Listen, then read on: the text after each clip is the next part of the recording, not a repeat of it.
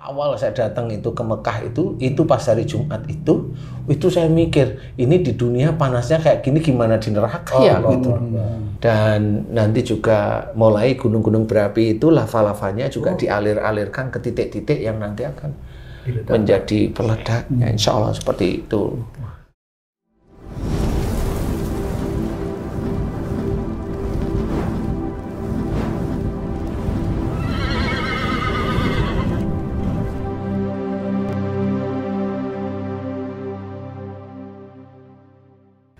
Assalamualaikum warahmatullahi wabarakatuh. Alhamdulillahirabbil alamin wassalatu wassalamu ala asrofil anbiya'i wal mursalin wa ala alihi washabihi ajmain amma ba'd. Dulur beriman semuanya, alhamdulillah kita ketemu lagi dalam channel kita semuanya, Ustadz Danu Official Channel, Pak Tung Family Channel, dan juga Hasan Bisri PFC Channel, insya Allah ya. Mudah-mudahan pertemuan kali ini juga membawa hikmah seperti yang kemarin-kemarin. Ada ilmu yang bisa kita petik, ada ilmu yang bisa kita terapkan di dalam kehidupan kita sehari-hari, sehingga kita menjadi manusia yang lebih pandai untuk bersyukur, lebih pandai bersabar, dan lebih pandai menghargai apa yang sudah dikaruniakan Allah kepada kita semua. Amin amin ya rabbal alamin. Dulur beriman semuanya, saat ini itu di Bogor, saya tinggal di Bogor, tapi sudah 2 bulan lebih itu nggak hujan, panas, kering dan sebagainya. Di Bogor itu kan Bogor kota hujan ya. Kota hujan dan dingin. Bogor kota hujan dingin. Iya. Itu enggak, tanaman-tanaman itu sampai ya Allah hampir kering. Jadi kita harus nyiram pagi, kemudian juga sore kayak begitu Pak Tung. Itu saya belum ngecek, tapi suhu itu luar biasa itu, terasa panas. Malah terjadi pembekuan sehingga ada es itu kan di permukaan itu. Oh iya, ada juga ya itu ya. Nah, itu apakah terlalu panas atau itu memang fenomena. Di sekitar Bekasi juga begitu itu, panas itu sampai hampir 40. Hampir 40. Kemudian di Bogor itu sekitar itu juga lah. Dan di Arab Saudi kalau dapat info dari guru kita yang kemarin baru pulang haji, mudah-mudahan mabrur semuanya Ustadz ya. Amin. Rombongannya itu juga bisa sampai 40 berapa Ustadz? 48, 50, 50 luar biasa. Dan tambahnya pemanasan global itu tidak seperti kemarin-kemarin tahun-tahun yang lalu, sekarang ini relatif merata. Bahkan kemarin di HW itu ada kejadian yang luar biasa, soalnya nanti kita akan bahas juga ya. Dan sekarang kita ditemani oleh guru saya, guru kami dan guru kita semuanya. Assalamualaikum warahmatullahi wabarakatuh. Sehat Ustaz ya? Alhamdulillah. Mudah-mudahan selalu disehatkan. Amin ya Allah. Bisa memberikan pencerahan ilmu kepada kita semuanya. Untuk kemanfaatan kehidupan kita, sehingga ibadah kita bisa lebih baik. Amin ya Allah. Di sampingan saya juga ada Pak Tung. Waalaikumsalam warahmatullahi wabarakatuh. Kemudian ada Cak Sobri ya, yang jangan pakai lengan panjang ini. Jarang-jarang beliau pakai lengan panjang ini. Luar biasa, biasanya pendek. Agak panjang ini. Nyetil. Anak muda, funky bener. Cak Sobri mantan produser. Alhamdulillah sekarang memproduseri ini bahan-bahan pakaian. Mudah-mudahan rezekinya tambah berkah ya. Amin. Kemudian ada Mas Haji Zaini, beliau juga insya Allah tambah parlente dengan kemeja lengan panjang, warnanya warna ungu atau marun? Merah. Waduh, ini bikin sini nggak bisa. Warna marun. Ini warna hati, ini suasana hatinya marun. Lagi bagus nih. Nggak tahu apa karena ini jauh dari rumah atau memang tidak dekat dengan istri, nggak tahu. Tapi mudah-mudahan tidak benar semuanya. Itu. Assalamualaikum Pak Haji. Waalaikumsalam warahmatullahi wabarakatuh. Itu Mas ya, mudah-mudahan sehat selalu Mas ya. Amin. Alhamdulillah. Ya Allah Ustaz. Tapi kok di sini dingin Ustaz ya. Mudah-mudahan suasana hati kita dingin terus ya, biar sehat terus ya akhlak kita ya. Diperbaiki oleh Allah Subhanahu wa taala. Ustaz, gimana nih Ustaz pengalaman haji kemarin, panasnya sejauh mana, dan apakah ini juga dirasakan oleh jamaah-jamaah lain dari daerah-daerah yang juga suhunya sudah panas, misalnya Afrika dan sebagainya? Menurut pengamatan Ustaz gimana nih? Iya, Sebelumnya, bismillahirrahmanirrahim. Assalamualaikum warahmatullahi wabarakatuh. Waalaikumsalam warahmatullahi wabarakatuh. Amin ya Allah, amin ya rabbal alamin. Jadi menurut pengalaman saya yang kemarin diizinkan oleh Allah Ta'ala itu untuk mengerjakan ibadah haji.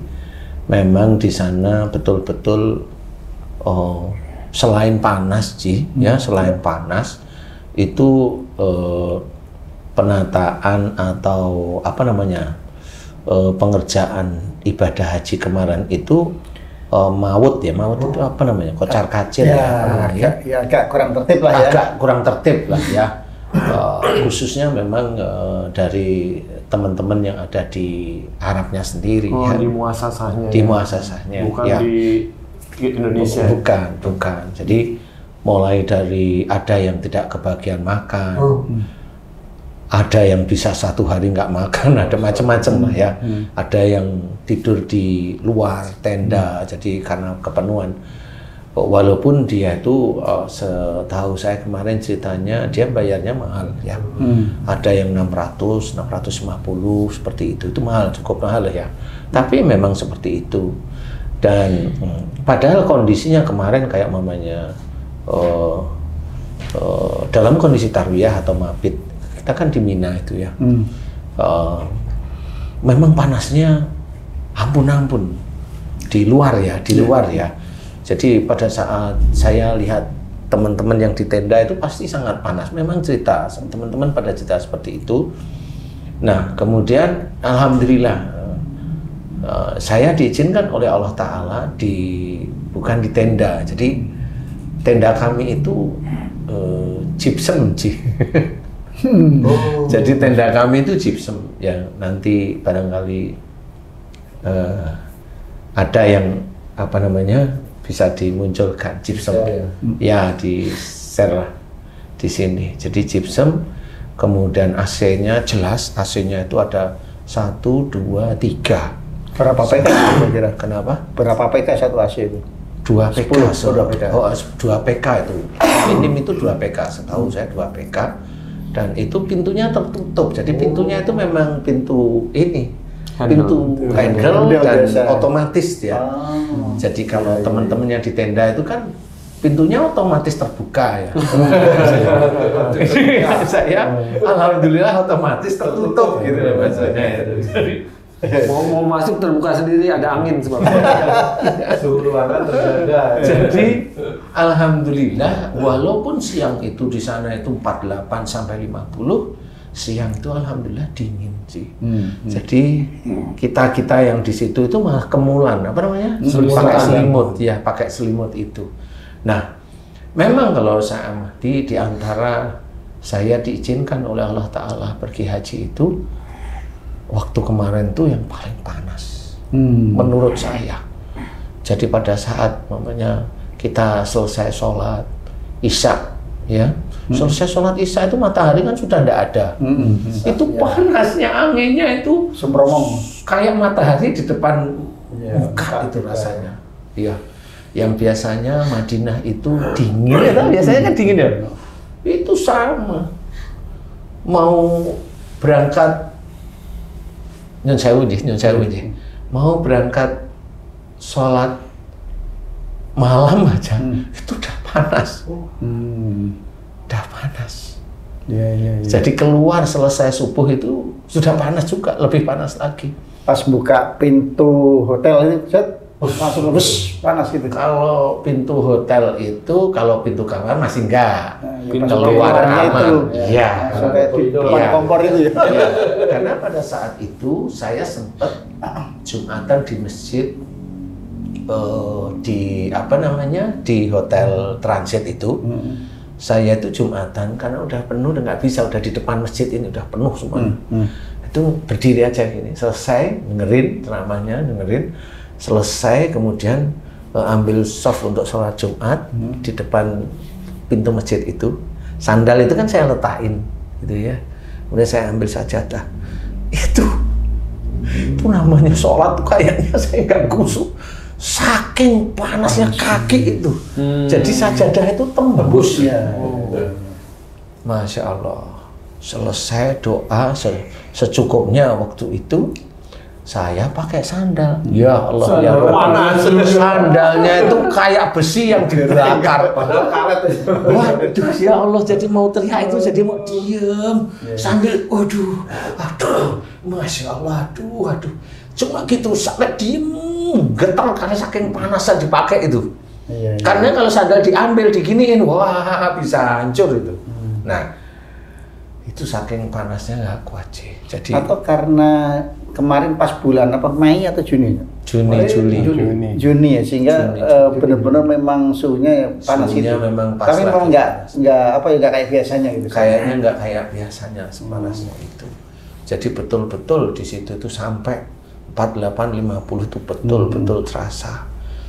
Cuma memang pada saat di sana, alhamdulillah dari travel, ya alhamdulillah atas izin Allah memberikan servis yang baik dan juga yang dia muasasah kami juga istilahnya itu makan itu istilahnya apa ya, nggak pernah lapar lah. Nggak pernah habis makanan. Nggak pernah habis makanan. Belum habis sudah datang lagi. Iya, minuman itu seambil-ambilnya dikasih. Mau ambil 6 diboyong masuk ke kamar itu ya dibiarin. Minuman seperti itu. Yang jelas panasnya orang Jawa bilang rangatu bilang saking panasnya gitu lah.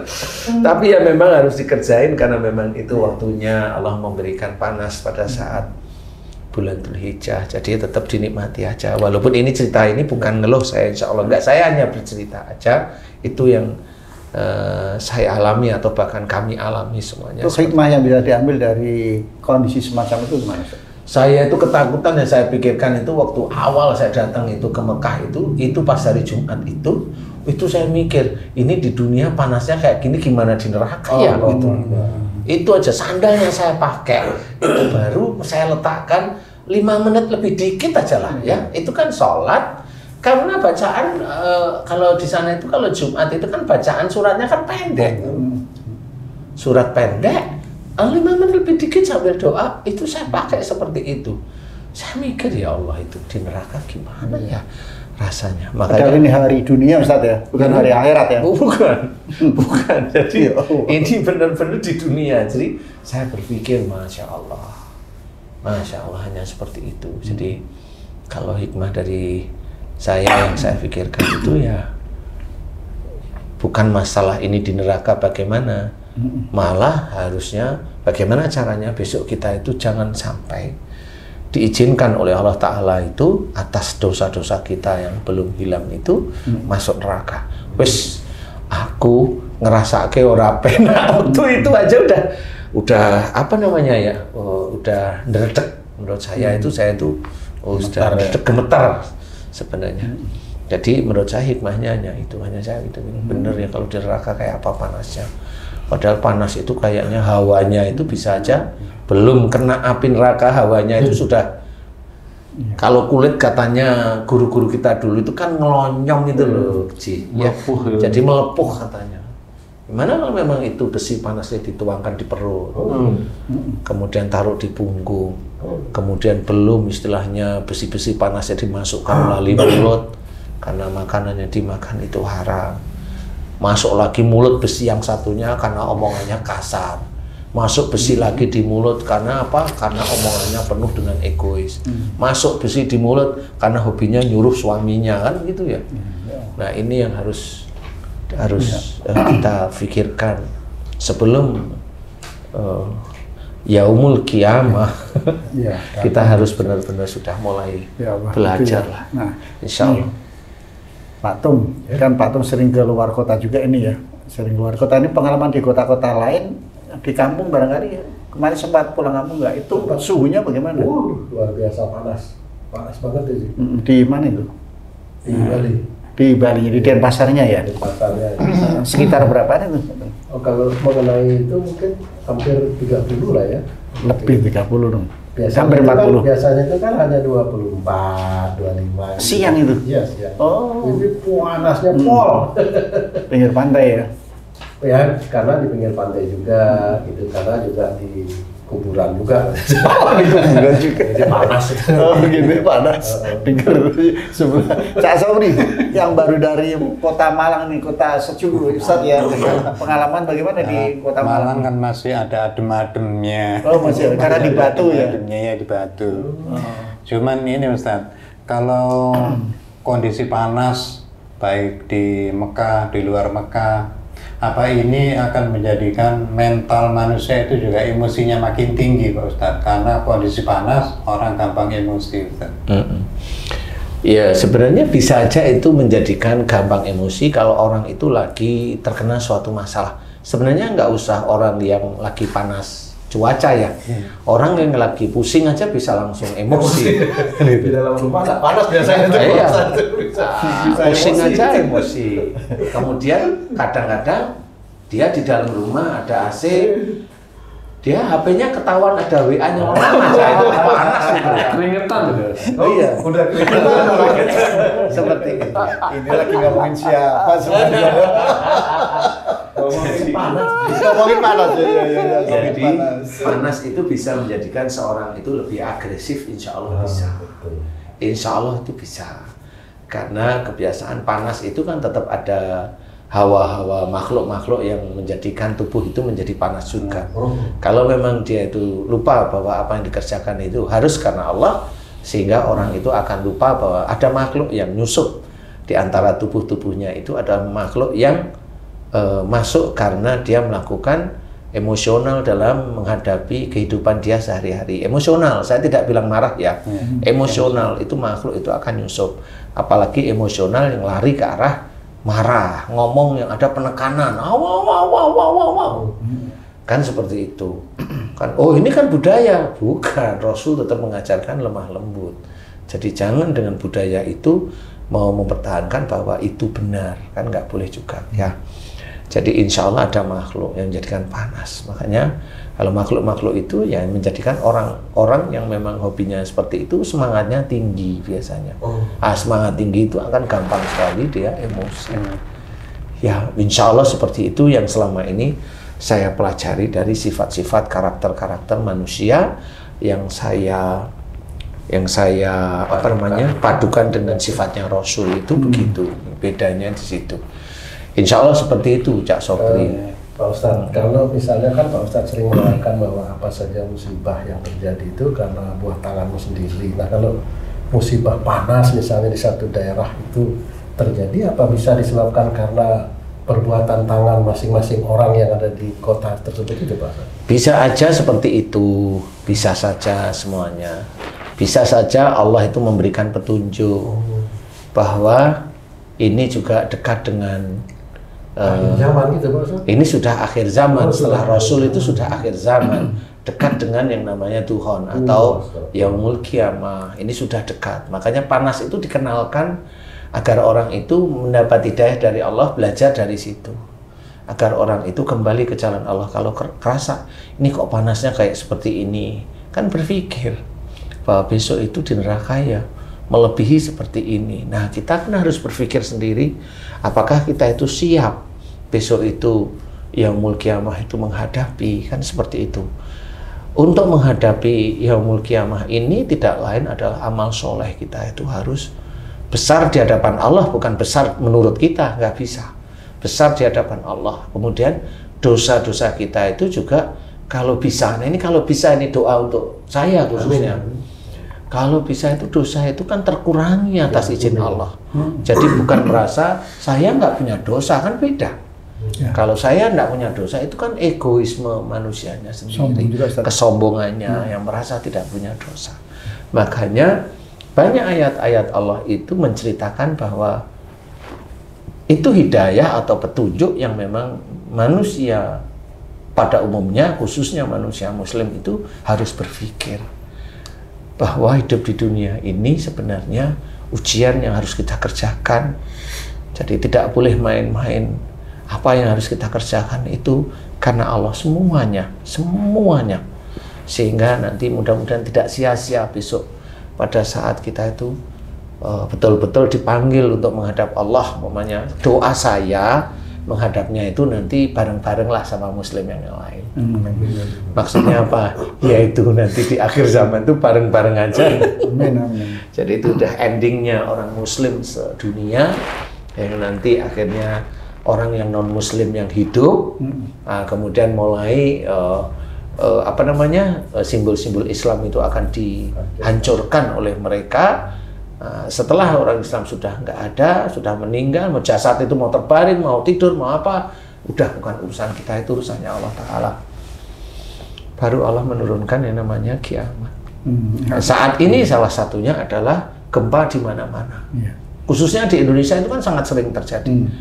Menurut saya itu cara Allah mengalirkan minyak yang ada di bumi.